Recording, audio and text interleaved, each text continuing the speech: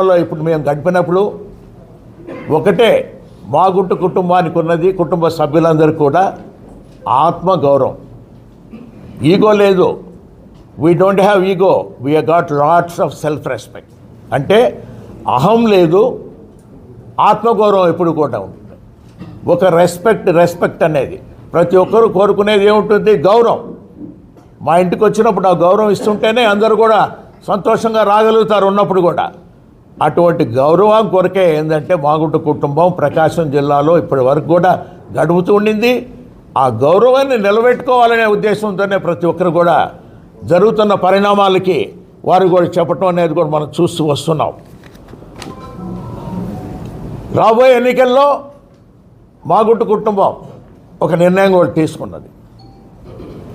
మా వదినమ్మ గారు పార్వతమ్మ గారి ఆశీస్సులతో కూడా మా తనయుడు అబ్బాయి మాగుంట రాఘవరెడ్డి గారిని నెక్స్ట్ ఎలక్షన్లో ఒంగోలు ఎంపీ కూడా పోటీ చేయాలనేది ఒక నిర్ణయం కూడా తీసుకోవడం కూడా జరిగింది. ఈరోజు మనం అందరం ఇక్కడ సమావేశమయ్యాం. ఆత్మగౌరవం అనేది మామూలుగా మనం ఎప్పుడు కూడా ఆలోచిస్తూనే వస్తున్నాం. ఈరోజు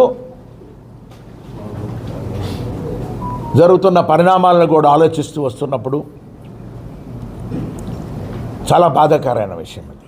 ఏదైనా కూడా అంటే ఎటువంటి సమస్యల్లో మా విధంగా మాగుంట కుటుంబం అనేది మీ ముందుకొచ్చి ఈరోజు మీ ద్వారా కూడా ప్రజలందరూ కూడా తెలుపుకునేది ఏమిటంటే ఇది ఆత్మగౌరవం సంబంధించింది. రెస్పెక్ట్ అనేదాన్ని ఎప్పుడు కూడా మనం కాపాడుకోవాల్సిన విషయం అనేది ఉన్నది. కాబట్టి అనేది దృష్టితోనే కొన్ని అనివార్య కారణాల వల్ల వైఎస్ఆర్ పార్టీని మనం వీడాల్సినట్టుగా కూడా వచ్చింది.